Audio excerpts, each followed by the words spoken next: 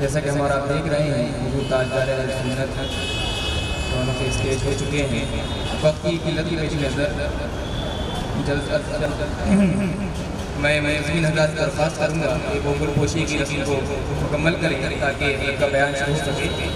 لہٰذا گل پوشی کے لیے میں درخواست کرتا ہوں گلشن باغ جماعت کے صدر جناب رئیس بھائی کہ وہ تشریف لائیں اور تاجدار سنت کی گل پوشی فرمائیں.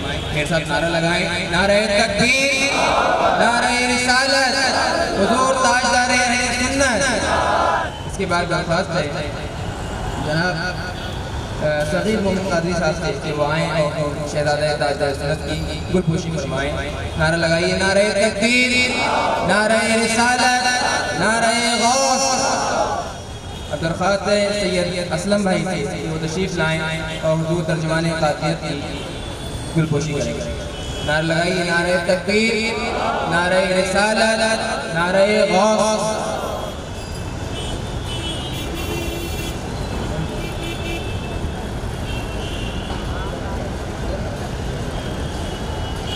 اب اس میں میرا نام ہے تو میں درخواست کروں محمد قادر احمد صاحب سے اور وہ میری گل پوشی کر دیا.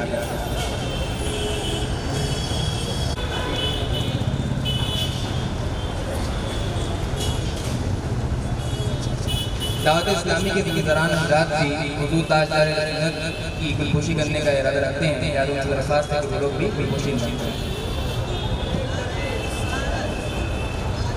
نعرہ لگائیے: نعرہ تکبیر، نعرہ رسالت، نعرہ غوث. حضور تاجدار اہل سنت، حضور تاجدار اہل سنت، شہزادہ حضور تاجدار اہل سنت، حضور ترجمان قادریت، جشن عید میلاد النبی. نعرہ تکبیر، نعرہ رسالت.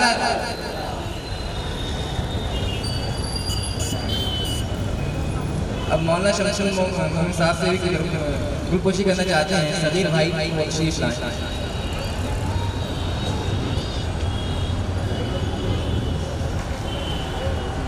حسب روایت گل پوشی کی رسم انجام پا چکی ہے. لہذا اب بلا کسی تمہید و تاخیر کی میں انتہائی ادب و احترام کے ساتھ خطاب فرمانے کے لیے دعوت دیتا ہوں. درخواست کرتا ہوں شہزادہ حضور تاجدار اہل سنت خطیب ذیشان استاد گرامی حضرت علامہ مولانا فضل رسول محمد اعظم میاں قادری قدسی بنائی انہی کی بارگاہ میں کہ وہ تشریف لائیں اور اپنے ارشادات عالیہ سے نواز دیں. آئیے ان کے استقبال نعرہ تکبیر رسالت سے کرتے ہیں. میرے ساتھ آواز بلند لگائیں: نعرہ تکبیر، نعرہ تکبیر، نعرہ رسالت، نعرہ غوث. حضور تاجدار اہل سنت، شہزادہ حضور تاجدار اہل سنت. نعرہ تکبیر، نعرہ رسالت.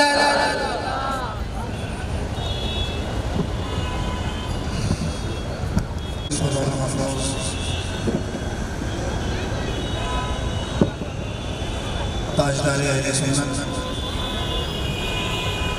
فخر قادریت، محبوب غوث اعظم حضرت علامہ مولانا الحاج عبدالحمید محمد صاحب القادری صاحب سجادہ خانقاہ عالیہ قادریہ بنائی شریف، ترجمان قادریت حافظ و قاری الحاج عبدالقیوم قادری راجی پونوی، ناظم اعلیٰ مدرسہ عالیہ قادریہ بنائی شریف، و دیگر علماء اکرام، حفاظ اعظام اور محترم حاضرین و سامعین، السلام علیکم ورحمۃ اللہ وبرکاتہ.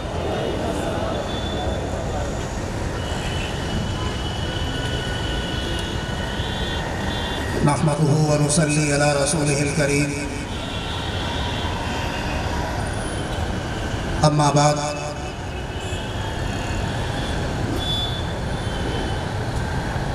فاعوذ باللہ من الشیطان الرجیم. بسم اللہ الرحمن الرحیم. افحسبتم انما خلقناکم عبثا وَأَنَّكُمْ إِلَيْنَا لَا تُرْجَعُونَ. صدق اللہ العظیم۔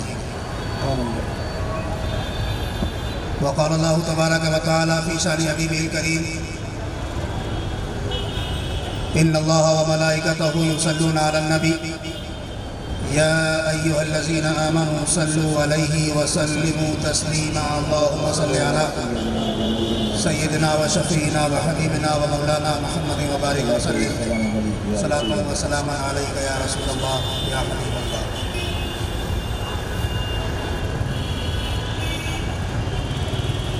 اللہ تبارک و تعالیٰ کا شکر و احسان کہ ہم اور آپ اس بابرکت اور بامقصد محفل میں حاضر ہیں۔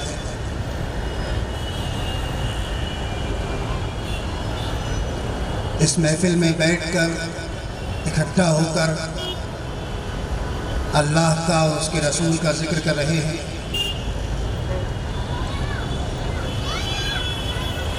یقیناً ہمارا یہ ذکر کرنا، ہمارا یہ محفل میں بیٹھنا ہمارے لیے باعث برکت بھی ہے اور باعث نجات بھی ہے۔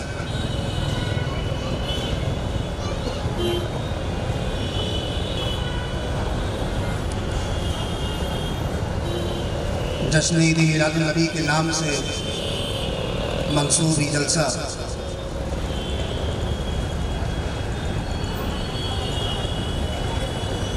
اسی مناسبت سے 2-3 شعر ملاحظہ فرمائیں کہ آپ آئے تو زمانے کے نظارے بدلے، آپ آئے تو زمانے کے نظارے بدلے، ظلم و جبر و ستم و جور کے دھارے بدلے، اور جتنے فرسودہ قوانین تھے سارے بدلے، جتنے فرسودہ قوانین تھے سارے بدلے، اور غم نصیبوں کے مقدر کے ستارے بدلے، غم نصیبوں کے مقدر کے ستارے بدلے۔ ان کو سینے سے لگانے کے لیے آپ آئے، بزم کونین سجانے کے لیے آپ آئے۔ اور شاعر کہتا ہے کہ کوئی محروم کرم کوئی ترستا نہ رہا، کوئی محروم کرم کوئی ترستا نہ رہا، اور جس پہ برسی نہ ہو رحمت کوئی ایسا نہ رہا، جس پہ برسی نہ ہو رحمت کوئی ایسا نہ رہا، اور آپ جس دشت سے گزرے کوئی پیاسا نہ رہا، آپ جس دشت سے گزرے کوئی پیاسا نہ رہا، اور آپ جس راہ پہ گزرے کوئی کاٹا نہ رہا۔ پھول ہی پھول کھلانے کے لیے آپ آئے، بزم کونین سجانے کے لیے آپ آئے، بزم کونین سجانے کے لیے آپ آئے۔ اللہم صلی علی سیدنا و شفیعنا و حبیبنا و مولانا محمد مبارک وسلم۔ اس فلیکس پہ ایک شعر لکھا ہے پیچھے کہ ملی ہے عید رمضان عید قربا جس کے صدقے میں، آپ لوگ پڑھ سکتے ہیں سامنے، ملی ہے عید رمضان عید قربا جس کے صدقے میں، میرے آقا میرے مولا کی وہ عید ولادت ہے۔ تو اس شعر کو دیکھ کر اور اس شعر کو پڑھ کر مجھے ایک بات یاد آئی، یا اگر مقررانہ انداز میں کہوں تو مجھے ایک نقطہ یاد آیا۔ یہ بات تو بالکل ٹھیک ہے اور یہ بات بالکل ماننے والی ہے کہ اس کائنات کی تخلیق ہمارے اور آپ کے آقا محمد مصطفیٰ صلی اللہ تعالیٰ علیہ وسلم کے صدقہ طفیل میں کی گئی، اور اسی کائنات میں یہ دونوں عیدیں بھی شامل ہیں، وہ چاہے رمضان کی عید ہو، وہ چاہے بقرعید ہو، ذی الحجہ میں آنے والی عید ہو، چاہے وہ رمضان کے بعد آنے والی عید ہو۔ یقیناً یہ دونوں عیدیں اگر ہمیں ملی تو وہ صدقہ ہے جناب محمد مصطفیٰ صلی اللہ تعالیٰ علیہ وسلم کا، اس لیے کہ اس کائنات کی تخلیق، اس کائنات کی وجہ تخلیق جو ذات ہے وہ ہمارے اور آپ کے آقا محمد مصطفیٰ صلی اللہ تعالیٰ علیہ وسلم کی ذات ہے۔ یہاں تک تو بات سمجھ میں آ گئی۔ میں جو نقطہ بیان کرنا چاہ رہا ہوں وہ یہ کہ آج کل رسول کے اختیار پر لوگ سوال اٹھاتے ہیں، آج کل لوگ رسول کے اختیار پر سوال اٹھاتے ہیں۔ مجھے اس شعر کو دیکھ کر اور اس بات کو سمجھ کر کہ یہ دونوں عیدیں رسول اللہ صلی اللہ تعالیٰ علیہ وسلم کا صدقہ ہے، ایک نقطہ یہ یاد آیا کہ اگر ہم ان دونوں عیدوں کو دیکھیں، ذہن میں رکھیے گا کہ جو لوگ رسول کائنات کے اختیار پر سوال اٹھاتے ہیں، اس رسول کی آمد کی عید کتنی اختیار والی ہے، اس بات کو یاد رکھیے گا کہ یہ جو دونوں عیدیں ہم مناتے ہیں، یہ دونوں عیدیں ہمیں ایک عید رمضان کے بعد ملتی ہے۔ ایک عید اگر ہمیں منانا ہے تو اس کے لیے ہمیں 30 روزے رکھنا پڑیں گے۔ اگر ایک عید ہمیں منانا ہے تو اس کے لیے 2 رکعت نماز ادا کرنا پڑے گی۔ اس کو عید کی خوشی کو حاصل کرنے کے لیے ہمیں قربانی کرنا پڑے گی۔ عید الاضحیٰ کی خوشی کو حاصل کرنے کے لیے ہمیں 2 رکعت نماز پڑھنا پڑے گی۔ لیکن قربان جاؤ، یہ کیسے اختیار والے رسول کی آمد ہے کہ اس کی عید میں تمہیں اختیار دے دیا گیا۔ نہ صرف یہ کہ وہ رسول والا اختیار ہے، بلکہ اس مختار رسول کی آمد کی خوشی میں اے لوگوں تمہیں اختیار دے دیا گیا کہ یہ مختار رسول کی آمد کا جشن ہے، تمہاری جو چاہے مرضی ہو۔ تم چاہیں اس عید کو 2 رکعت نماز پڑھ کے منا لو، تم چاہیں اس عید کو کسی یتیم کی کفالت کر کے منا لو، تم چاہیں اس عید کو ایک روزہ رکھ کے منا لو، تم چاہیں اس عید کو کسی بیوہ کی سرپرستی کر کے منا لو، تم جس طرح چاہو، جیسے چاہو، جو بھی جائز طریقہ اسلام کے خارج نہ ہوتا ہو، اسلام سے باہر نہ ہوتا ہو، تمہاری مرضی پر منحصر ہے، اس لیے کہ یہ مختار رسول کی آمد ہے۔ نعرہ تکبیر، نعرہ رسالت، جشن عید میلاد النبی، حضور تاجدار اہل سنت، نعرہ تکبیر، نعرہ رسالت۔ تو ذرا وہ لوگ دیکھیں جو ابھی رسول کے اختیار کی بات کرتے ہیں، ارے رسول کے صدقے میں اللہ نے ہمیں اور آپ کو اختیار دے دیا کہ یہ میرے اختیار والے حبیب کی عید ہے، یہ میرے مختار محبوب کی عید ہے، جاؤ میں تمہیں بھی اختیار دیتا ہوں۔ دونوں عیدوں میں تو تمہارے ساتھ قید لگا دی تھی، ان دونوں عیدوں میں تمہیں نماز بھی پڑھنا تھی، تمہیں روزے بھی رکھنا تھے، تمہیں قربانی بھی کرنا تھی، لیکن چونکہ یہ اختیار والے رسول کی عید ہے، اس میں کوئی قید نہیں ہے، تمہیں بھی اختیار ہے، تم جس طرح چاہو اس عید کو۔ تو یہ اللہ کا شکر اور اس کا احسان ہے۔ اور یہ بھی یاد رکھیے، اور اس پر اللہ کا جتنا شکر ادا کیا جائے، اس اللہ کے احسان پر جتنا شکر ادا کیا جائے کہ اس اللہ نے، اس پروردگار نے، اس معبود حقیقی نے ہمیں الحمدللہ ان لوگوں میں بنایا جو اس رسول کی آمد کی خوشی مناتے ہیں۔ اللہ کا شکر ہے ان لوگوں میں سے نہیں بنایا جو اس رسول کی آمد پر خوشی نہیں مناتے۔ اب اس یہ ایک میٹر دوسرا چلا جائے گا، خوشی منانے اور نہ منانے میں پھر ایک دوسرا میٹر چلا جائے گا، بہرحال اس کو چھوڑ دیجیے۔ اب میں اپنے میٹر کی طرف آ جاؤں، وقت چونکہ بہت کم ہے، جلسہ ختم بھی ہونا ہے۔ اللہ تبارک و تعالیٰ نے ارشاد فرمایا فَحَسِبْتُمْ أَنَّمَا خَلَقْنَاكُمْ عَبَثًا وَأَنَّكُمْ إِلَيْنَا لَا تُرْجَعُونَ۔ ایک بات یاد رکھیے کہ جب اس دنیا میں کوئی بچہ پیدا ہوتا ہے، کوئی انسان پیدا ہوتا ہے، تو وہ انسان بنیادی طور پر آزاد ہوتا ہے۔ اس انسان پر کسی کا کوئی اختیار نہیں ہوتا ہے۔ ہر انسان، UN کے چارٹر میں یہ بات لکھی ہوئی ہے کہ ہر پیدا ہونے والا انسان اپنی مرضی کا مالک ہے، ہر پیدا ہونے والا انسان آزاد ہے۔ یہ اس کی مرضی ہے کہ وہ اس دنیا میں آنے کے بعد جو چاہے کرے۔ اگر آپ دن بھر کرکٹ کھیل لیں تو آپ سے کوئی پوچھنے والا نہیں ہوگا کہ آپ دن بھر کرکٹ کیوں کھیل رہے ہیں۔ اگر آپ دن بھر کچھ نہ کریں، اپنے گھر میں پڑے سوتے رہیں، تو کوئی آپ سے پوچھنے نہیں آئے گا کہ بھائی آپ کیوں سو رہے ہیں۔ یہ آپ کی مرضی ہے، اس لیے کہ آپ آزاد ہیں، آپ پر کوئی قید نہیں ہے، آپ آزاد ہیں، آپ کی مرضی ہے، آپ جو چاہیں کریں۔ لیکن جب اس دنیا میں ملکوں کو ہم تقسیم کرتے ہیں، بٹوارا کرتے ہیں، تو ہر ملک کے اپنے کچھ قانون ہیں۔ مثال کے طور پر ہندوستان کے اپنے کچھ قانون ہیں، ہندوستان کے اپنے کچھ لا ہیں، دوسرے ممالک ان کے اپنے اپنے کچھ قانون ہیں۔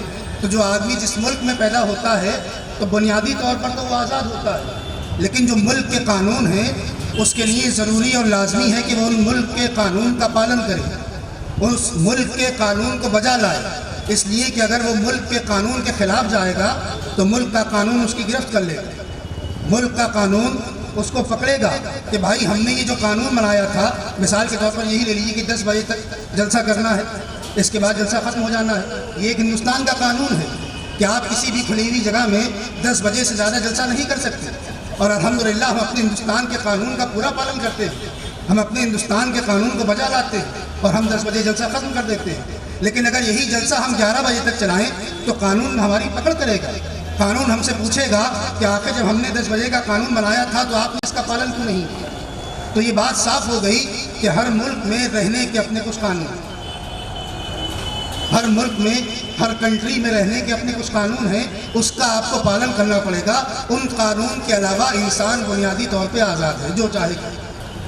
اب یہیں سے اس آیت کریمہ کو سمجھتے چلیے. اللہ تبارک و تعالیٰ نے ارشاد فرمایا افحسبتم انما خلقناکم عبثا، کیا اے لوگوں تم یہ گمان کرتے ہو، تم یہ سوچتے ہو کہ ہم نے تمہیں بیکار عبث پیدا کر دیا، ہم نے تمہیں یوں ہی پیدا کر دیا، تمہارے اوپر کوئی قانون نافذ نہیں کیا، تمہارے اوپر کوئی شکنجہ نہیں کسا، بلکہ تمہیں ایسی پیدا کر دیا تم اپنے مرضی کے مالک ہو، جو چاہو کرو. ایسا نہیں. ایک سوال کیا اللہ تبارک و تعالیٰ نے افحسبتم انما خلقناکم عبثا، کیا تم یہ گمان کرتے ہو کہ ہم نے تمہیں بیکار پیدا کر دیا. وانکم الینا لا ترجعون، اور تمہیں لوٹ کر اللہ کے پاس نہیں جانا. یہاں تک بات سمجھ میں آئی؟ بات سمجھ میں آئی؟ بولی آ گئی نا. چلیے، تو جب یہ بات پتہ چل گئی کہ ہمیں بیکار نہیں پیدا کیا گیا، اللہ تبارک و تعالیٰ کے اس ارشاد سے، اس ارشاد گرامی سے ہمیں یہ بات پتہ چل گئی کہ ہمیں بیکار نہیں پیدا کیا گیا، تو پھر آخر ہمیں کیوں پیدا کیا گیا؟ آخر ہمیں پیدا کرنے کا مقصد کیا تھا؟ تو اللہ تبارک و تعالیٰ نے ایک دوسرے مقام پر ارشاد فرمایا وما خلقت الجن والانس الا لیعبدون، کہ ہم نے انسان اور جنات کو اپنی عبادت کے لیے پیدا کرنا. یہ بات انسان کی سمجھ میں آ گئی کہ میری تخلیق اس دنیا میں، اس کائنات میں بیکار نہیں ہوئی ہے. مجھے اس کائنات میں، اس دنیا میں بیکار نہیں بھیجا گیا ہے، بلکہ مجھے اس دنیا میں، اس کائنات میں بھیجنے کا ایک مقصد ہے، اور وہ مقصد یہ ہے کہ میں اللہ کی عبادت کروں. اس لیے کہ اللہ نے فرمایا وما خلقت الجن والانس الا لیعبدون، کہ ہم نے انسانوں کو صرف اپنی عبادت کے لیے پیدا کرنا ہے. اب ذرا غور کریے، غور کیجئے، غور فرمائیے کہ ہم اپنے اس مقصد میں کس حد تک کامیاب ہیں. جس مقصد کے تحت ہمیں اس دنیا میں بھیجا گیا تھا، جس مقصد کے تحت ہمیں اس کائنات میں بھیجا گیا تھا، جس مقصد کے تحت ہماری تخلیق کی گئی تھی، جس مقصد کے تحت ہمیں پیدا کیا گیا تھا، ہم تو موجود نہیں تھے اس کائنات میں، ہم تو اس دنیا میں موجود نہیں تھے. اللہ تبارک و تعالیٰ نے ہمیں بھیجا ہے اس دنیا میں، اللہ تبارک و تعالیٰ نے ہمیں پیدا فرمایا ہے. تو آخر جب پیدا فرمایا ہے تو اس کا مقصد بھی ساتھ میں لے کے بھیجا ہے. آپ کو بیکار اور عبث پیدا نہیں فرمایا ہے، بلکہ آپ کو مقصد یہ دیا ہے کہ میں تمہیں دنیا میں بھیج رہا ہوں، اور اس مقصد کے لیے بھیج رہا ہوں کہ تم میری ہی عبادت کرو. تمہارے بھیجنے کا مقصد صرف اتنا ہے کہ تم میری عبادت کرو. اب ذرا غور فرمائیے کہ اگر ہم اللہ کے بھیجنے کے اس مقصد میں کس حد تک کامیاب ہیں، اللہ نے جس مقصد کے تحت ہمیں بھیجا تھا ہم اس مقصد میں کتنا کامیاب ہیں. اللہ تبارک و تعالیٰ نے ایک مقام پر ارشاد فرمایا ان اللہ اشتری من المؤمنین انفسهم واموالهم بان لهم الجنہ، کہ اللہ تبارک و تعالیٰ نے مومنین کی جان اور ان کے مالوں کو خرید لیا. کیسے خرید لیا ہے؟ مومنین کے مال کو اور ان کی جان کو کیسے خرید لیا ہے؟ آپ کو معلوم ہوگا کہ جب کہیں خرید و فروخت ہوتی ہے تو معاملہ دونوں طرف سے ہوتا ہے. تو اللہ نے ارشاد فرمایا بِأَنَّ لَهُمُ الْجَنَّةَ، کہ مومنین کو جنت دے کر اس کے بدلے اس کی جان اور مال کو خرید لیا. اب یہاں سے بات صاف ہو گئی کہ ہماری جان یہ ہماری نہیں ہے، ہمارا مال یہ ہمارا نہیں ہے، بلکہ ہماری جان کو اور ہمارے مال کو اللہ تبارک و تعالیٰ نے خرید لیا ہے، اور اس کے بدلے ہمیں جنت عطا فرما دی ہے. اب اگر آپ بازار میں جائیں، ایک مثال سے میں آپ کو سمجھا دوں، یہ بازار ہی ہے. اگر آپ بازار میں جائیں، مثال کے طور پر آپ سیب خریدنے جائیں، تو 5 کلو سیب آپ کو 100 روپے کے ملیں گے. 100 روپے کے تو خیر نہیں ملیں گے، 1 کلو سیب 100 روپے کے ملیں گے، جتنے کے بھی ہو. بہرحال سمجھ لیجیے گا اپنے آپ کو. آپ نے ایک دکاندار سے جا کر 1 کلو سیب خریدے اور اپنی جیب سے 100 کا نوٹ نکال کے دکاندار کے حوالے کر دیا، اور دکاندار سے سیب آپ نے لے لیے. ابھی تک معاملہ یہ تھا کہ اس 100 روپے کے نوٹ کے مالک آپ تھے، اور اس 1 کلو سیب کا مالک وہ دکاندار تھا. لیکن جیسے ہی آپ نے وہ 100 کا نوٹ نکال کر اس دکاندار کے ہاتھ پہ رکھا اور اس سے 1 کلو سیب پکڑے، ملکیت بدل گئی. اب معاملہ یہ ہو گیا کہ اس 100 کے نوٹ کا مالک وہ دکاندار ہو گیا، اور 1 کلو سیب کے مالک آپ ہو گئے. اب مال جو ہوتا ہے، جو ملکیت ہوتی ہے، اس پر مرضی کس کی چلتی ہے؟ ملکیت پر مرضی مالک کی چلتی ہے۔ ابھی تک وہ سیب کا مالک وہ دکاندار تھا، ان سیبوں پر اس کی مرضی چلتی تھی۔ وہ چاہتا تو ان سیبوں کو بیچ دیتا، وہ چاہتا تو ان سیبوں کو تقسیم کر دیتا، وہ چاہتا تو ان سیبوں کو پھینک دیتا، لیکن چونکہ اب اس دکاندار نے 100 روپے کے بدلے وہ سیب آپ کو بیچ دیے ہیں، لہٰذا وہ سیب اس کی ملکیت سے خارج ہو گئے۔ اب اس کی ملکیت میں وہ 100 کا نوٹ آ گیا اور آپ کی ملکیت میں وہ سیب آ گئے۔ اب سیب پر آپ کی ملکیت چلے گی، اب سیب پر اس دکاندار کا کوئی حق باقی نہیں رہا۔ اب ان تمام سیبوں پر آپ کا حق ہے کہ آپ چاہیں تو وہ سارے سیب خود کھا لیں، آپ چاہیں تو وہ سارے سیب کسی اور کو کھلا دیں، آپ چاہیں تو وہ سارے سیب کسی بھوکے بچے کو کھلا دیں، یہ آپ کی مرضی ہے۔ آپ سے سوال نہیں کیا جائے گا کہ آخر تم نے یہ سیب کیوں بانٹ دیے۔ آپ کہیں گے بھائی آپ کون ہوتے ہیں؟ آپ مجھے روکنے والے، مجھ سے پوچھنے والے آپ کون ہوتے ہیں؟ اس لیے کہ یہ سیب میری ملکیت میں تھے، ان سیبوں کا مالک میں تھا اور ان سیبوں پر میرا حکم چلنا تھا۔ میں نے اپنی جیسا چاہا، جیسی میری دل کی مرضی ہوئی، میں نے ان سیبوں کا استعمال کر دیا۔ اب بات سمجھ میں آ گئی کہ اللہ تبارک و تعالیٰ نے فرمایا کہ اللہ نے مومنین کی جان کو اور ان کے مال کو خرید لیا ہے۔ اب مسلمانوں بات سمجھ میں آ گئی کہ اب سے ہماری اور آپ کی جان ہماری نہیں ہے، اب سے ہمارا اور آپ کا مال ہمارا نہیں ہے۔ جب سے تم نے اشہد ان لا الہ الا اللہ محمد رسول اللہ کا ورد کیا، کلمہ پڑھ لیا، اسلام میں داخل ہو گئے، اب تمہاری جان پر، تمہارے مال پر تمہارا اختیار نہیں ہے۔ اب تمہاری جان اور تمہارے مال پر تمہارا حکم نہیں چلے گا، اس لیے کہ جیسے ہی تم ایمان لائے، جیسے ہی تم مومن ہوئے، تمہاری جان کو اور تمہارے مال کو رب تعالیٰ نے جنت کے بدلے خرید لیا ہے، جنت کے عوض خرید لیا ہے۔ اب تمہاری جان پر اور تمہارے مال پر کس کا حکم چلے گا؟ ذرا بتائیے، آپ کی جان پر اور آپ کے مال پر کس کا حکم چلے گا؟ اسی کا حکم چلے گا کہ جس نے اس کو خرید لیا ہے، اسی کا حکم چلے گا کہ جو اس کا مالک ہے۔ یہ بات بالکل اپنے ذہن میں بٹھا لیجئے کہ اپنی جان کے اور اپنے مال کے مالک آپ نہیں ہیں، آپ کی جان کا اور آپ کا مالک آپ کا رب ہے۔ اب آپ کی جان پر اور آپ کے مال پر آپ کا حکم نہیں چلے گا، آپ کا اثر نہیں چلے گا، بلکہ چونکہ اللہ نے جنت کے بدلے آپ سے ایک سودا کر لیا ہے، آپ کی جان کو اور آپ کے مال کو خرید لیا ہے، لہٰذا اب آپ کی جان و مال پر اللہ کا حکم چلنا چاہیے۔ نعرہ تکبیر، نعرہ رسالت، جشن عید میلاد النبی، نعرہ تکبیر، نعرہ رسالت۔ تو اب ہونا ہی چاہیے کہ ہماری جان پر اور ہمارے مال پر کس کا حکم چلنا چاہیے؟ اللہ کا حکم چلنا چاہیے۔ کیا ایسا ہوتا ہے؟ یہ بات کڑوی ضرور ہے لیکن حقیقت ہے۔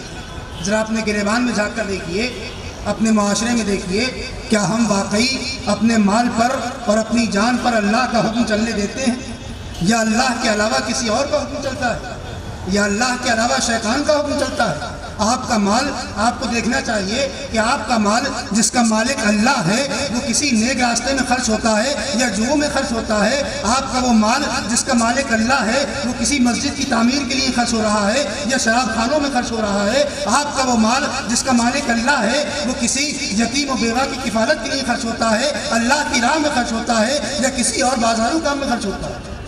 یہ ہمیں اور آپ کو آج غور کرنے کی ضرورت ہے۔ ہمارے اور آپ کے لیے غور کرنے کا مقام ہے کہ آخر جس چیز کے مالک ہم ہیں ہی نہیں، اس پر اپنی مرضی کیوں چلا رہے ہیں؟ جو چیز ہماری ملکیت میں نہیں ہے، آخر اس پر شیطان کی ملکیت کیوں چل رہی ہے؟ ہماری ان چیزوں کا مالک تو رب تعالیٰ تھا، ہماری اس چیزوں کا مالک تو اللہ تھا، لیکن آج دیکھتے ہیں کہ ان چیزوں پر شیطان کی مرضی چل رہی ہے۔ انسان گناہوں میں چلا جا رہا ہے، انسان بے راہ روی میں اختیار ہوتا چلا جا رہا ہے، انسان مسلمان مومن جوئے خانے کی طرف جا رہا ہے، مومن شراب خانوں کی طرف جا رہا ہے، مومن جھوٹ بول رہا ہے، مومن برے کام کر رہا ہے۔ آخر یہ کیوں ہے؟ اس لیے کہ ہم اپنی ذات کے مالک نہیں تھے، ہماری ذات کا مالک اللہ تھا، لیکن ہم نے اپنی ذات کو اور اپنے مال کو شیطان کے حوالے کر دیا۔ ہماری ذات پر اور ہمارے مال پر شیطان کا حکم چل رہا ہے۔ آخر ایسا کیوں ہے؟ اس پہ کبھی غور کیا آپ نے؟ اس کو کبھی سوچ کے دیکھا؟ اس پہ غور کریے کہ آخر جو چیز جو ملکیت اللہ کی تھی اس پر شیطان کا حکم کیسے چل رہا ہے؟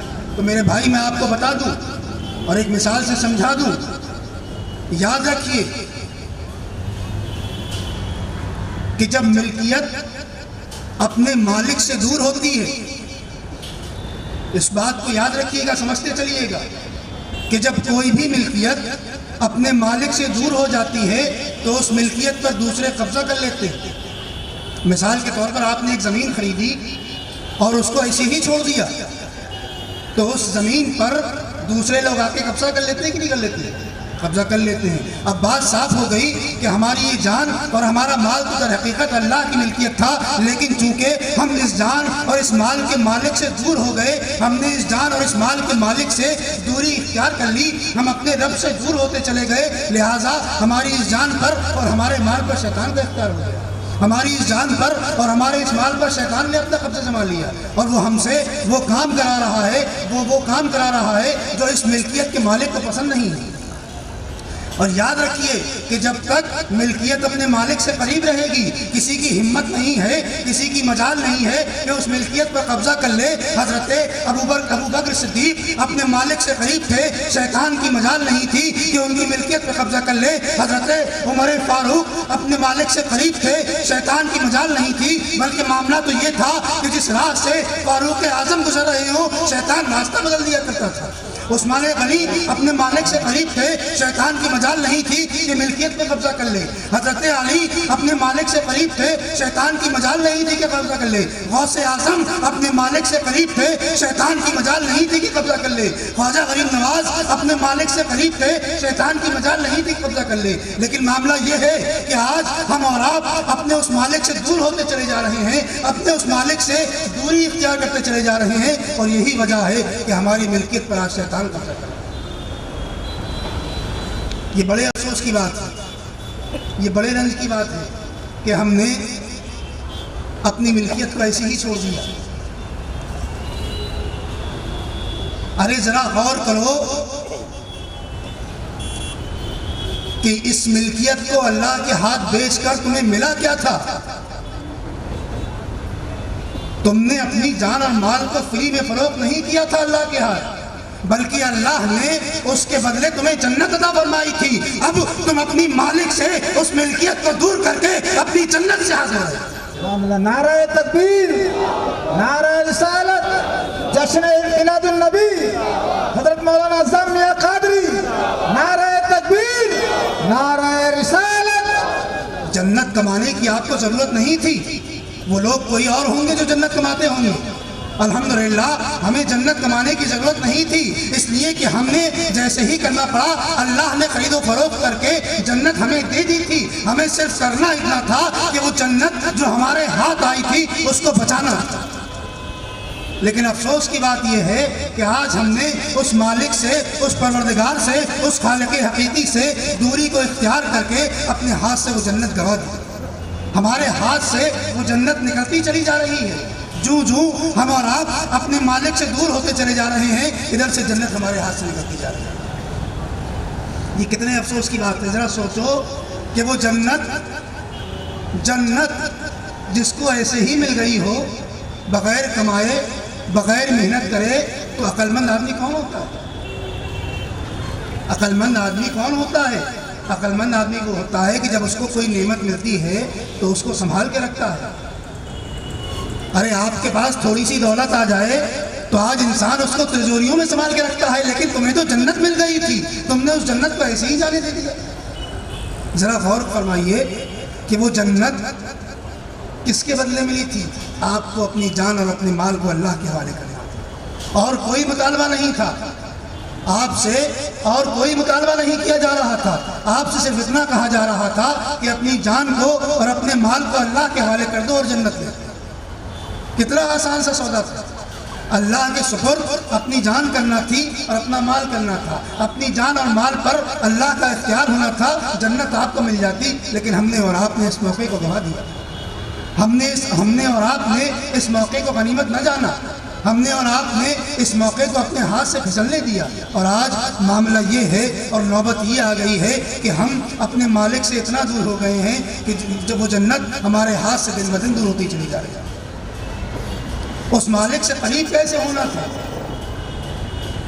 اس مالک سے قریب کیسے ہونا تھا؟ اس مالک سے نمازوں کے ذریعے قریب ہونا تھا، جس کی ملکیت تھی، وہ جو مالک تھا، اس کے قریب ہونا تھا نمازوں کے ذریعے، اس کے قریب ہونا تھا روزوں کے ذریعے، اس کے قریب ہونا تھا زکوٰۃ کے ذریعے، اس کے قریب ہونا تھا حج کے ذریعے، اس کے قریب ہونا تھا اچھے کام کر کر، اس کے قریب ہونا تھا نیک کام کر کر، اس کے قریب ہونا تھا اس کے رسول کے بتائے ہوئے راستے پر چل کر۔ لیکن ہم نے ایسا نہیں کیا، ہم نے اس کے علاوہ دوسرے راستے کو اختیار کر لیا، اور معاملہ یہ ہوا کہ ہم اپنے مالک سے دور ہوتے چلے گئے۔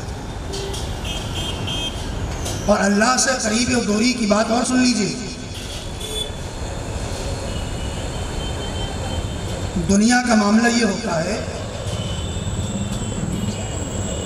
کہ اگر کوئی شخص کسی بڑے آدمی سے قربت اختیار کر لے، مثال کے طور پر ایک کمشنر، اگر کوئی شخص اس کمشنر کے قریب ہو جائے تو کمشنر کا خوف کم ہوتا ہے۔ جتنا جتنا آپ اس بڑے آدمی کے پاس چلے جائیں گے، اتنا اتنا اس بڑے آدمی کا خوف آپ کے دل سے کم ہوتا چلا جائے گا، اور اس بڑے آدمی سے جتنا دور رہیں گے، اس بڑے آدمی کا خوف اتنا آپ کے دل میں باقی رہے گا۔ لیکن اللہ کے ساتھ معاملہ یہ نہیں ہے۔ اللہ کے ساتھ تو معاملہ یہ ہے کہ بندہ جتنا اللہ کے قریب جاتا ہے، اس کے دل میں اللہ کا خوف اتنا بڑھتا چلا جاتا ہے، اور جتنا اللہ سے دور ہوتا چلا جاتا ہے، اللہ کا خوف اتنا ہی کم ہوتا چلا جاتا ہے۔ تو آج ہم اور آپ دیکھ لیں کہ ہمارے دل میں اللہ کا خوف کتنا ہے، پتہ چل جائے گا کہ ہم اللہ سے کتنے قریب ہیں اور کتنے دور۔ نعرہ تکبیر، نعرہ رسالت، جشن میلاد النبی۔ اللہ کے خوف کا معاملہ یہ ہے کہ آج مسلمان دھڑلے سے جھوٹ بول رہا ہے۔ اگر اللہ کا خوف ہوتا تو سوچتا کہ میں جھوٹ بول رہا ہوں، میرے رب نے مجھے منع کیا ہے، ڈر جاتا اور جھوٹ سے بچ جاتا۔ لیکن ایسا نہیں ہے، آج انسان دھڑلے سے شرابیں پی رہا ہے۔ اگر اللہ کا خوف ہوتا تو سوچتا کہ میرے پروردگار نے منع کیا ہے، میرے دل میں اس کا ڈر ہے، میں شراب کو ہاتھ نہیں لگاؤں گا، دور ہو جاتا۔ آج اگر اللہ کا خوف ہوتا تو مسلمان جوئے خانے پر نہیں جاتا۔ کیوں؟ اللہ کا خوف دل میں ہوتا، خوف اس کو جوئے خانے سے جانے سے روک دیتا۔ لیکن آج معاملہ اس کا الٹا ہے، آج معاملہ اس کے برعکس ہے۔ کیوں برعکس ہے؟ اس لیے کہ ہم نے اللہ کے خوف کو اپنے دل سے نکال دیا۔ اگر اللہ کا خوف ہمارے دل میں ہوتا تو آج ہم اس بے راہ روی پر، اس ڈگر پر نہیں چل رہے ہوتے۔ اگر اللہ کا خوف ہمارے دل میں ہوتا تو آج ہم اس راستے پر نہیں چل رہے ہوتے، بلکہ اس راستے پر چل رہے ہوتے جو راستہ ہمیں جنت کی طرف لے جاتا، جو راستہ ہمیں ہماری جنت کی طرف لے جاتا۔ اس لیے کہ جنت تو ہمیں مل چکی تھی، جنت تو ہماری ہی تھی، جنت تو اللہ نے ہمیں عطا کر دی تھی، ہم سے اپنی جان اور مال لے کر جنت تو ہمیں عطا کر دی تھی۔ بس اللہ کا خوف اگر ہمارے دل میں ہوتا تو ہم اس راستے پر چلتے جو اللہ کی طرف لے جاتا، اس راستے پر چلتے جو جنت کی طرف لے جاتا۔ لیکن چونکہ ہم نے اپنے دلوں سے اللہ کا خوف نکال دیا، ہم نے اپنے دل سے اللہ کا ڈر نکال دیا۔ اور اللہ کا ڈر کیسے نکال دیا؟ اللہ کا ڈر ایسے نکل گیا کہ ہم اپنے مالک سے دور ہو گئے، یہ ملکیت مالک سے دور ہو گئی۔ اور جیسے جیسے میں نے آپ کو بتایا کہ جیسے جیسے اللہ سے دور ہوتے چلے جائیں گے، اللہ کا خوف آپ کے دل سے کم ہوتا چلا جائے گا، اور جیسے جیسے اللہ سے قریب ہوتے چلے جائیں گے، اللہ کا خوف آپ کے دل میں ہوتا۔ تو مسلمانوں، ضرورت یہ ہے، آج ہم اور آپ دیکھتے ہیں کہ مسلمان جس راستے پر جا رہا ہے تو اس کے لیے ضروری یہ ہے کہ ہمیں اور آپ کو اپنے دلوں میں اللہ کا خوف پیدا کرنا۔ اگر اللہ کا خوف پیدا ہوتا، اگر دل میں اللہ کا ڈر ہوتا تو آج ہمارا نوجوان نمازیں نہیں چھوڑ رہا ہوتا، بلکہ اذان کو سن کر اس کے دل میں اللہ کا خوف پیدا ہوتا کہ اگر میں نماز نہیں پڑھوں گا تو کل قیامت کے دن میرا رب مجھ سے سوال کرے گا۔ اللہ کا ڈر پیدا ہوتا، وہ مسجد کی طرف جاتا۔ لیکن چونکہ اللہ کا ڈر ختم ہو گیا ہے، لہٰذا ہمارا نوجوان مسجدوں سے دور ہوتا چلا جا رہا ہے۔ جو ضرورت اس بات کی ہے کہ ہمیں اپنے دل میں اللہ کا خوف پیدا کرنا۔ اور اللہ کا خوف کیسے پیدا ہوگا؟ میں آپ کو ایک آسان طریقہ بتا دوں، اور ایسے ہی نہیں بتاؤں گا، پورے حوالے کے ساتھ بتاؤں گا، حدیث کا حوالہ بھی نہیں ہوگا، کیونکہ آج کل لوگ جو حدیث پڑھی کہہ دیتے ہیں ضعیف ہے کہ موضوع ہے، آج کل ایسے لوگ بھی ہو گئے، حدیث بھی نہیں، قرآن کے حوالے سے بتاؤں۔ اب اگر کسی میں ہمت ہو تو قرآن کی کسی آیت کو حدیث موضوع اور ضعیف کہہ کے دکھا دے گا، قرآن سے آپ بتاؤں کہ آپ کو کیسے اللہ کا ڈر حاصل ہوگا، اللہ کا خوف آپ کے دل میں کیسے پیدا ہوگا؟ اللہ تبارک و تعالیٰ نے ارشاد فرمایا یا ایھا الذین آمنوا اتقوا اللہ وکونوا مع الصادقین، اے ایمان والو اللہ سے ڈرو اور سچوں کے ساتھ ہو جاؤ۔ اس کا معاملہ کیا ہے؟ یہ بات بظاہر سمجھ میں نہیں آتی ہے، دو باتیں الگ الگ ہیں، ایک ہے اللہ سے ڈرو اور سچوں کے ساتھ ہو جاؤ، ہونا تو یہ چاہیے تھا کہ اے لوگوں، اے مومنین، اللہ سے ڈرو اور نماز پڑھو، اللہ سے ڈرو اور روزہ رکھو، اللہ سے ڈرو اور نیک کام کرو، لیکن اللہ نے یہ الگ بات ارشاد فرمائی کہ اللہ سے ڈرو اور سچوں کے ساتھ ہو جاؤ۔ آخر اس کا کیا معاملہ ہے؟ یہ دو الگ الگ باتیں کیسی ہیں؟ بات سمجھ میں آ رہی کہ نہیں آ رہی؟ دو الگ باتیں ہوئی نہیں رہی ہیں۔ سچوں کے ساتھ ہونے سے بظاہر اللہ کے خوف سے کوئی تعلق نظر نہیں آ رہا ہے، لیکن تعلق ہے۔ ہمارے استاد عالم ربانی شہید بغداد محدث بدایونی شیخ امام اسد الحق محمد عاصم القادری رحمہ اللہ تعالی، آپ نے اپنی درسگاہ میں بیٹھ کر ہمیں ایک فن یہ بھی پڑھایا تھا کہ قرآن مجید کی جو آیات ہیں ان کے اندر تعلق کیا ہے۔ یہ فن میں سمجھتا ہوں بہت ہی کم مدارس سے پڑھا جاتا ہوگا۔ قرآن مجید کی جو آیات ہیں ان کا آپس میں کیا ربط ہے، ان کا آپس میں کیا تعلق ہے۔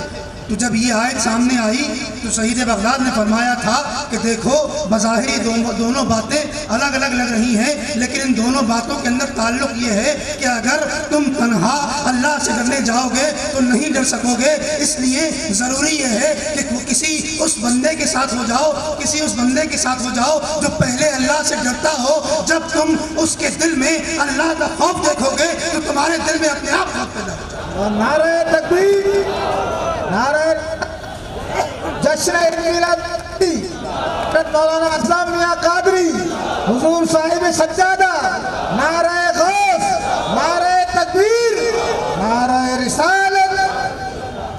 تو اس لیے یہ ہے کہ اگر اللہ سے ڈرنا چاہتے ہو، جس طرح کہ اللہ سے ڈرنے کا حق ہے، اللہ سے تو ہر کوئی ڈرتا ہے، آپ ڈرتے کہ نہیں ڈرتے اللہ سے؟ ابھی پوچھا جائے کہ اللہ سے ڈرتے ہو، ذرا ہاتھ اٹھائی، کون کون اللہ سے ڈرتا ہے؟ سب اللہ سے ڈرتے ہیں، لیکن جس طرح اللہ سے ڈرنے کا حق ہے اس طرح کوئی اللہ سے نہیں ڈرتا۔ اس طرح اللہ سے صرف صادقین ڈرتے ہیں، اس طرح اللہ سے صرف مقربین ڈرتے ہیں، اس طرح اللہ سے صرف نیک بندے ڈرتے ہیں۔ تم اس طرح نہیں ڈر سکو گے، لہٰذا ان مقربین کے پاس چلے جاؤ، ان نیک بندوں کے پاس چلے جاؤ۔ جب ان کو اللہ سے اس طرح ڈرتے ہوئے دیکھو گے تمہارے اندر اپنے آپ کو خوف پیدا ہو جائے گا۔ سبحان اللہ، سبحان اللہ۔ تو لہٰذا ضرورت اس بات کی ہے کہ ہمیں اللہ سے ڈرنا چاہیے، کما حقہ، جس طرح اس سے ڈرنے کا حق ہے، اور اس کا آسان طریقہ اور آسان نسخہ میں نے آپ کو بتا دیا۔ سچوں کے ساتھ ہو جائیے، اللہ سے اپنے آپ ڈرنے لگیں گے، یہ بات ہوگی۔ اب ایک بہت ضروری بات، میں اختتام کی طرف آ رہا ہوں۔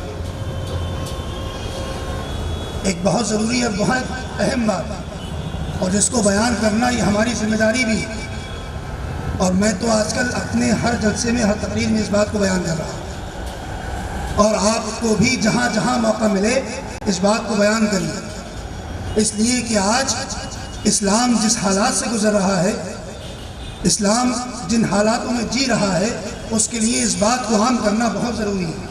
آج لوگوں نے اسلام پر الزامات لگا دیے ہیں، آج لوگ اسلام کو آتنکواد سے جوڑ رہے ہیں، آج لوگ اسلام کو ٹیررسٹ سے جوڑ رہے ہیں۔ یہ بات ہم بالکل واضح طور پر بتا دینا چاہتے ہیں، اور واضح طور پر اس بات کو کنڈم کرنا چاہتے ہیں کہ اسلام کا کسی بھی طرح کے، کسی بھی قسم کے آتنکواد سے، ٹیررزم سے اسلام کا کوئی تعلق نہیں۔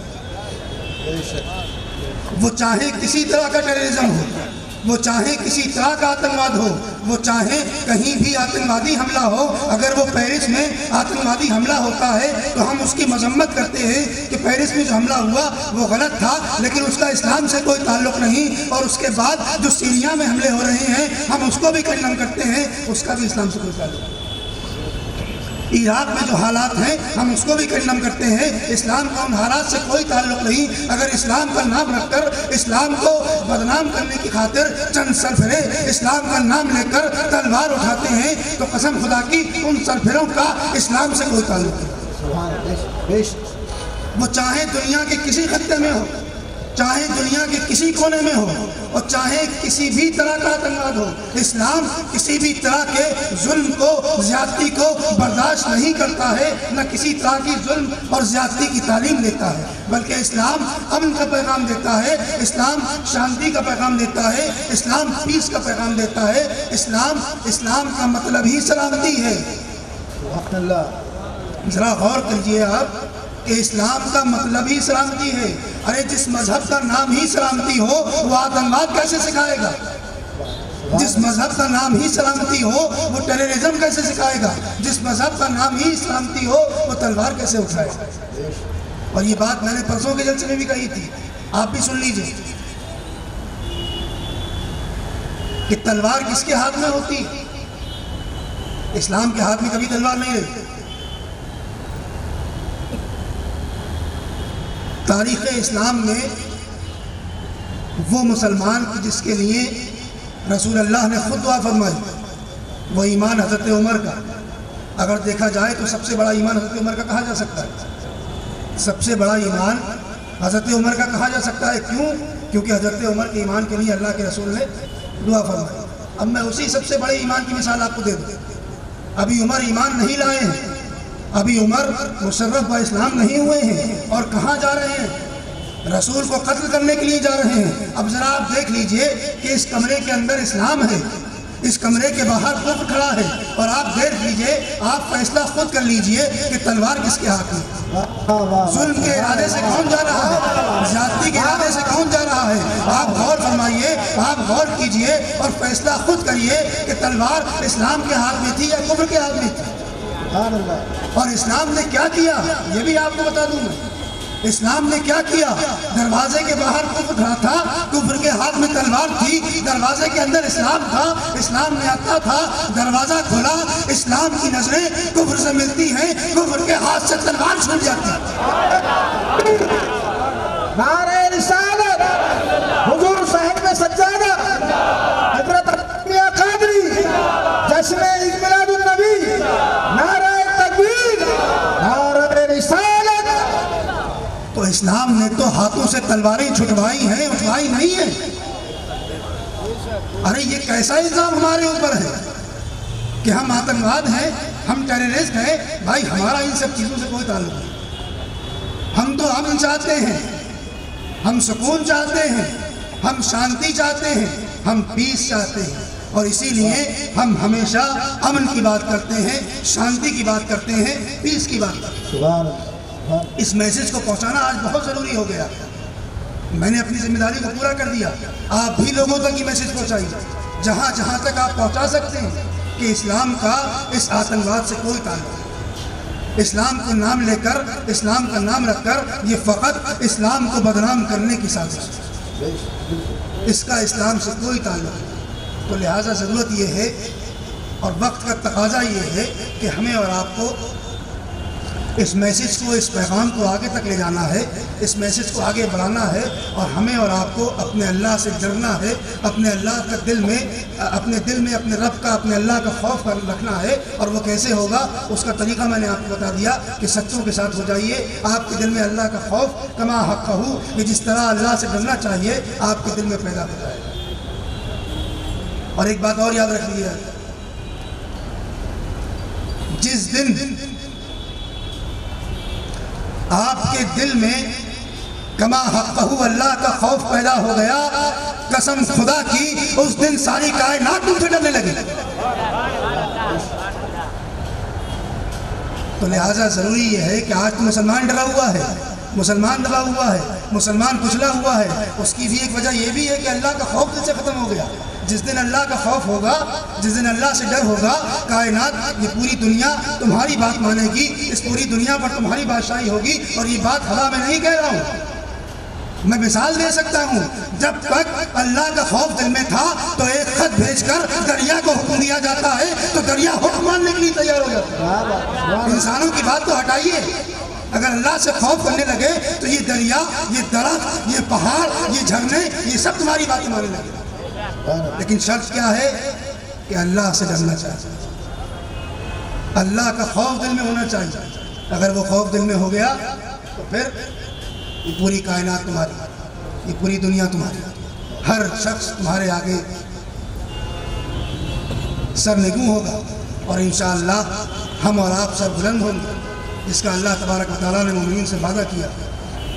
تو اللہ تبارک و تعالیٰ سے دعا ہے کہ وہ ہمیں اور آپ کو عمل کرنے کی توفیق عطا فرمائے، اللہ سے ڈرنے کی توفیق عطا فرمائے، سچوں کے ساتھ ہونے کی توفیق عطا فرمائے۔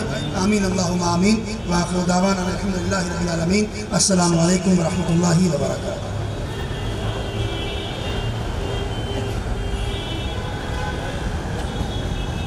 سبحان اللہ۔ وآخر میں درخواست ہے حضور تاجدار اہل سنت فخر قادریت محبوب غوث اعظم حضرت اللہ مولانا الحاج عبدالحمید محمد صالح القادری دامت برکاتہ العالیہ سے حضور اپنے اشارت عالیہ سے نوازتے ہیں۔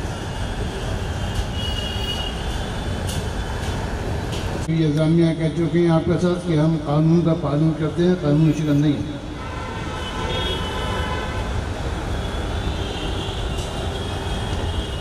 نحمده ونصلي على رسوله الكريم اعوذ بالله السميع العليم من الشيطان اللعين اعوذ بالله السميع العليم من الشيطان اللعين الرجيم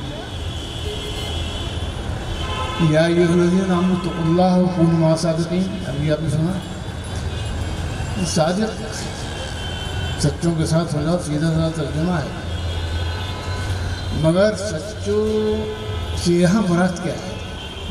مفسرین کے مختلف اقوال ہیں اور آراء سب بیان کرنے کا تفصیل سے موقع نہیں ہے، اشارہ کر دوں گا بس۔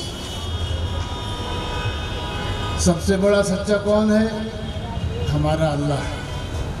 ومن اصدق من اللہ قیلا، ومن اصدق من اللہ حدیثا، اس سے بڑھ کر سچی تو کسی بات ہے نہیں۔ دوسرا سچا کون ہے؟ سچ کیا ہے؟ قرآن شریف۔ سبحان اللہ، اور دوسرا اللہ کے بعد سب سے بڑا سچا کون ہے؟ ہمارا رسول۔ سبحان اللہ، اس کا نام ہی پڑ گیا صادق الوعد والامین۔ اور تیسرا سچا کون ہے؟ وہ تو انبیاء کے بعد ایسا سچا ہے کہ سارے سچوں میں اکبر، صدیق اکبر، سبحان اللہ، تین سچے ہیں۔ تو اب میں تو اس کا یہ مطلب سمجھتا ہوں، اللہ سے ڈرو، سچوں کے ساتھ ہو جاؤ، یعنی اللہ کے احکامات پر عمل کرو۔ اللہ کے ساتھ ہونے کا مطلب یہی تو ہے کہ اللہ کا کام مانو۔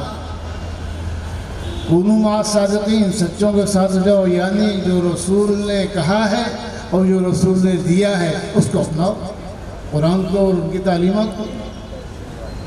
کونوا مع الصادقین، جس طرح صحابہ نے سچائی کو قبول کیا اور سچائی کو اپنایا اور سچائی پر عمل کیا، اس طرح کرنا شروع کر دو۔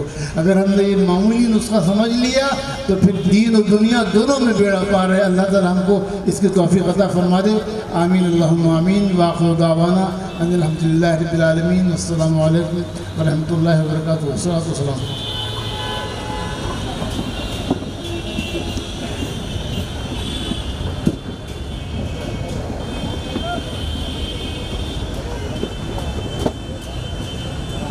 یا نبی سلام علیکہ، یا رسول سلام علیکہ، یا حبیب سلام علیکہ،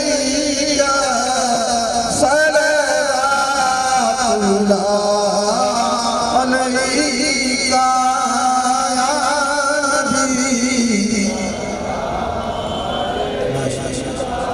یا رسول سلام علیکہ، یا حبیب سلام علیکہ۔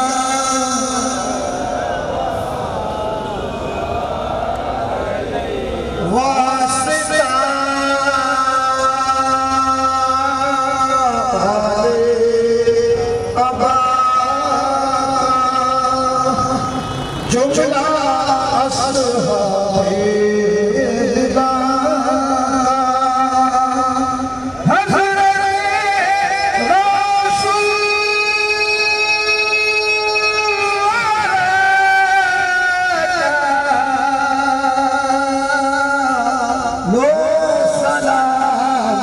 اس سے نوایا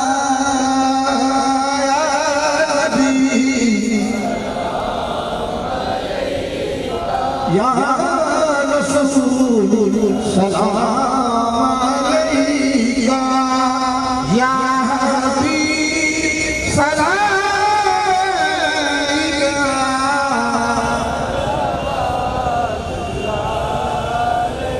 ولی کا اے نبی کا مسجد سے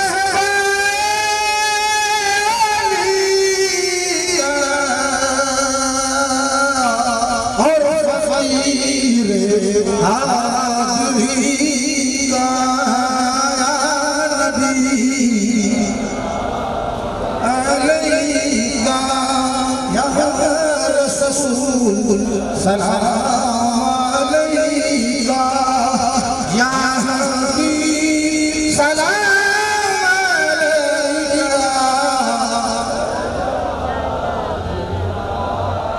یا رسول اللہ سید حمزہ تصدیقہ شمس رہا تصدیقہ مقتدر آقا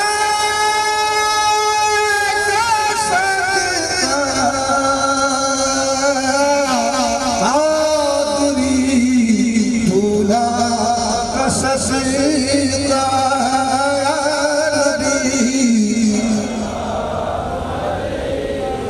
یا رسول سلام علیکہ یا حبیب سلام علیکہ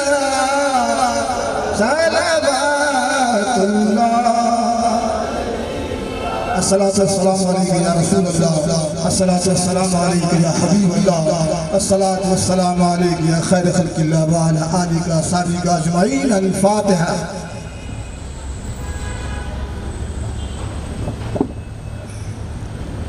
ربنا تقبل منا إنك أنت السميع العليم وتب علينا إنك أنت التواب الرحيم إلى شرف النبي الكريم وآله وصحبه ووارث حاله الفاتحة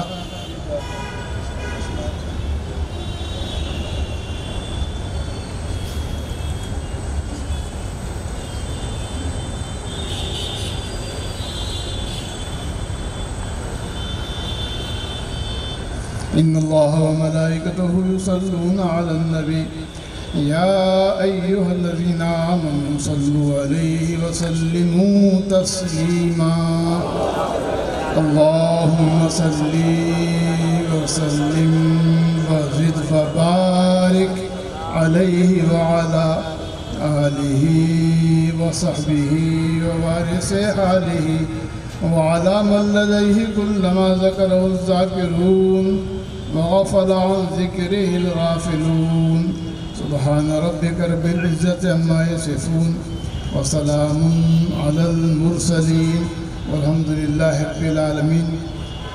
یہ کوئی محترمہ ہے آسمہ مسمات بیمار ہیں، اللہ تعالیٰ ان کو آپ سب بھی دعا کیجئے کہ صحت کاملہ اور شفاء عاجلہ عطا فرمائے اور سارے بیمار ہوں.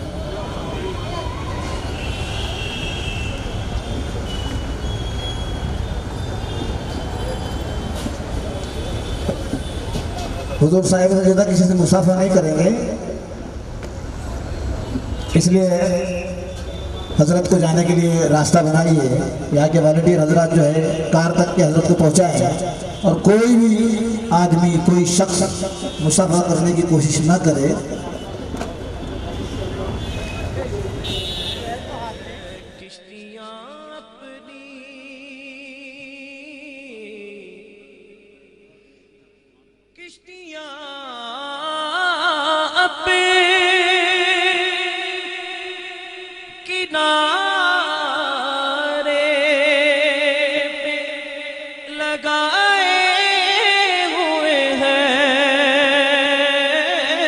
کشتیاں پہ